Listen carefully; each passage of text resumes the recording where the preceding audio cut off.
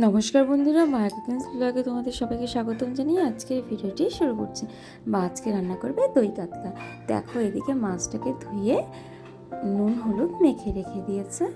আর এখন দই কাতলা বানাতে কি কি লাগবে সেটা তোমাদেরকে দেখানো হবে। তাহলে চলো দেখি। এখানে নিয়েছে 3 পিস আলু, 3 পিস টমেটো, তোমরা চাইলে আলুটা দিতেও পারো, নাও দিতে পারো। আর নিয়েছে টক দই, দইটাকে ফেটিয়ে নিয়েছে। কড়াইটা বসিয়ে দিয়েছে, দিয়ে দিচ্ছে সাদা তেল। আর তেলটাকে কিন্তু ভালো করে গরম করে নিতে হবে, না হলে মাছগুলো লেগে যাবে।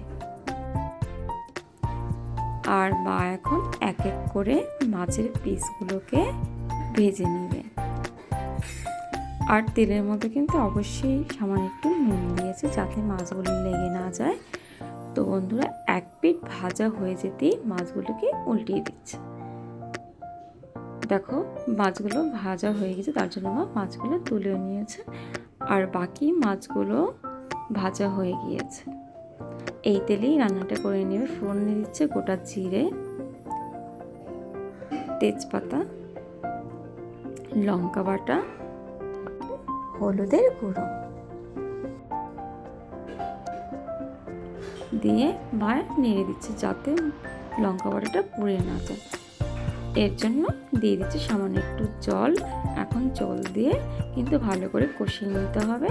আর আলু আর টমেটো এখন দিয়ে দিয়েছে। তোমরা চাইলে আগে ভেজেও নিতে পারো বা এখনও দিতে পারো। দিয়ে দিচ্ছে স্বাদ মতো নুন।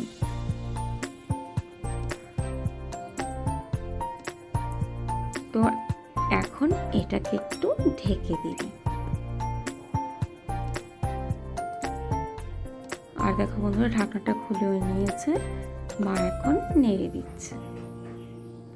আর আলুটা কিন্তু মা একটু ভাপিয়ে নিয়েছিল। দিয়ে দিচ্ছে জিরের গুঁড়ো, ধনের গুঁড়ো দিবে না, শুধু জিরের গুঁড়ো দিয়ে আর গরম মশলার গুঁড়ো দিয়ে রান্না করবে। আর দিয়ে দিচ্ছে আদা বাটা। তো আদা বাটায় যেহেতু জল রয়েছে, তাই একটু কষিয়ে দিয়ে দিচ্ছে ফেটিয়ে রাখা দইটা।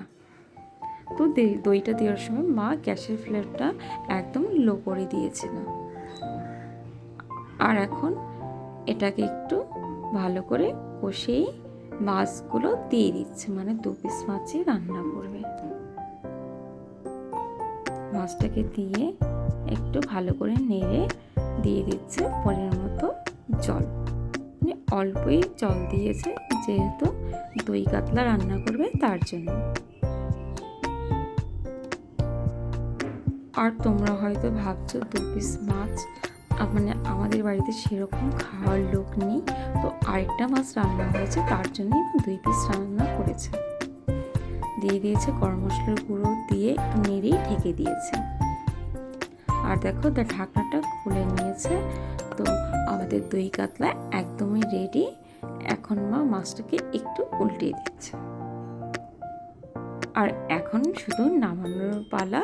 তো মা নামিয়ে নিচ্ছে। আজকের এই দই কাতলার রেসিপি তোমাদের কাছে কেমন লাগলো অবশ্যই কমেন্টে জানিও। যদি ভালো লেগে থাকে লাইক কমেন্ট শেয়ার করো, সাবস্ক্রাইব করে আমাদের এই ছোট্ট চ্যানেলটির পাশে থেকো। আর তোমরা সবাই ভালো থেকো, সুস্থ থেকো। তোমরা বাড়িতে একবার ট্রাই করে দেখতে পারো, আশা করি ভালো লাগবে।